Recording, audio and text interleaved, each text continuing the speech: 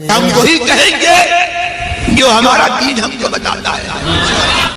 دیکھیے تراویح سنت موقدہ، حدیث شریف میں حضور نے ہم پر یہ مہربانی کی، ایک دن آپ نے تراویح پڑھائی، 2 دن تراویح پڑھائی، تیسرے دن صحابہ کرام انتظار کرتے رہے تو حضور تشریف نہیں لائے، ایک ناغہ کیا۔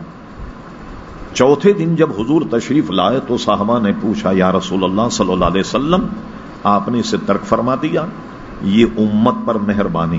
انہیں فرما میں نے اس کو متواتر اس لیے نہیں پڑھایا، بالاستیعاب اس لیے نہیں پڑھایا، پابندی سے، کہیں ایسا نہ ہو کہ میرے مسلسل پڑھانے پر کہیں تم پر یہ فرض کر دیے جائے۔ اگر یہ فرض ہو گئی تمہارے اوپر اب کیا ہوگا؟ نقصان ہمارا اور آپ کا۔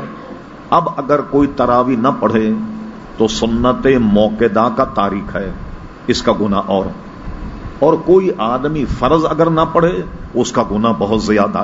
حضور علیہ السلام نے ہمیں گناہوں سے بچانے کے لیے اس کو فرض کی طرح پابندی سے نہیں پڑھایا، بلکہ پڑھایا اور کچھ چھوڑ دیا، اور یہ فرمایا کہ کہیں میری امت پر یہ فرض نہ کر دیا جائے۔ اب تراویح کیا ہے؟ سنت موقدہ۔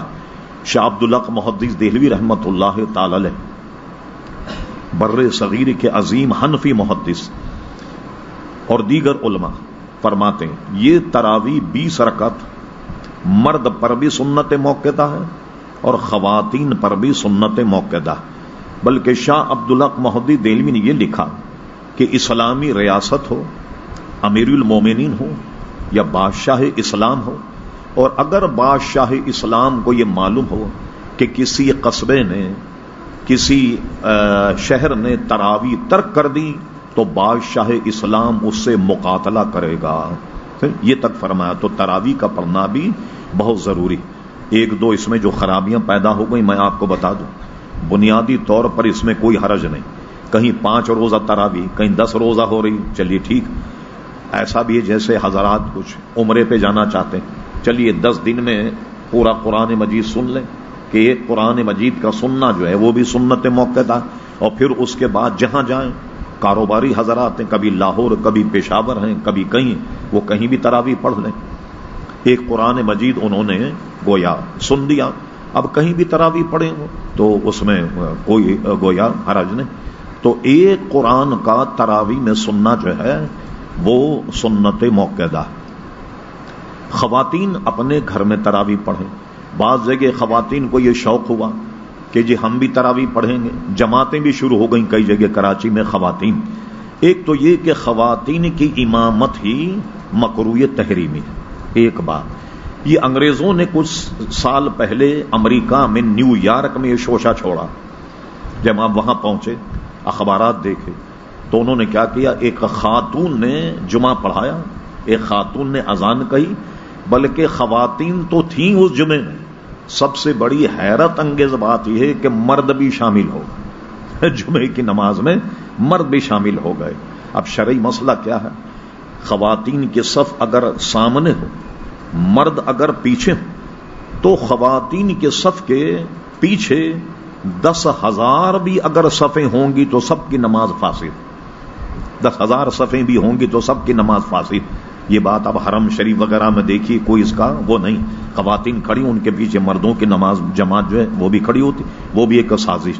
میرے پاس امریکہ کے اردو اخبارات موجود ہیں کہ جس نے نماز پڑھائی وہاں بینر پر جو مظاہرہ ہوا ہے نیو یارک میں، ایک مخصوص جگہ ہے جہاں مظاہرہ ہوتا ہے UN کے حال کے سامنے، اس کتبے پر یہ لکھا ہوا تھا کہ جس نے نماز پڑھا یہ نان مسلم، اور جس نے اذان کہی، فوٹو موجود ہے میرے پاس کہ اس کے لمبے بوٹ ہیں جیسے پولیس والے پہنتے ہیں نا، وہاں یہ رواج، لمبے بوٹ پہنی ہوئی ہے اور لاؤڈ اسپیکر پکڑ کر ایک ہاتھ کان میں ڈال کر انگلی، اور وہ اذان کہہ رہی، اور جس نے نماز پڑھائی، نماز کا فوٹو اس نے ایسے دائرہ بنا کر کے چھاپا کہ وہ خطبہ جو اس نے پڑھا وہ اس کے پیروں میں پڑا ہوا۔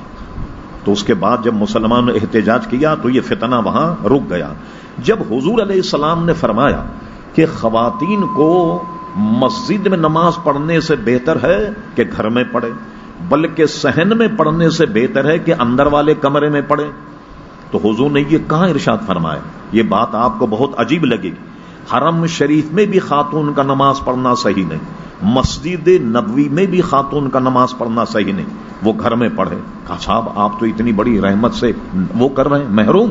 یہ بتائیے کہ حضور علیہ السلام نے جب فرمایا کہ خواتین نماز میں مسجد نہ آئیں، پرانے زمانے میں آتی، بعد میں عمر فاروق نے ان پہ پابندی لگا دی، ان کا نماز جو ہے وہ گھر میں پڑھنا زیادہ ثواب۔ یہ حضور نے کہاں ارشاد فرمایا؟ بھئی یا تو مکہ میں ارشاد فرمایا یا مدینہ شریف میں ارشاد فرمایا۔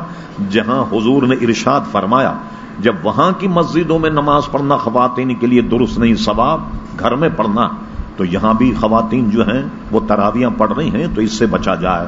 بالفرض کہیں تراویح ہو رہی، اس میں پھر علماء نے آخری حکم یہ دیا، اگرچہ خاتون کی امامت مکروہ تحریمی ہے مگر وہ امام کی جگہ کھڑی نہیں ہوگی، خواتین کی صف بنتی ہے اسی صف میں وہ کھڑے ہو کر کے امامت کرے گی، لیکن مکروہ تحریمی ہے، تراویح ہو جائے گی مگر تمام خواتین جو ہیں مکروہ تحریمی کے ارتکاب کا گناہ ان کے ذمے پہ لازم ہوگا۔ یہ میں نے تفصیل بتا دی۔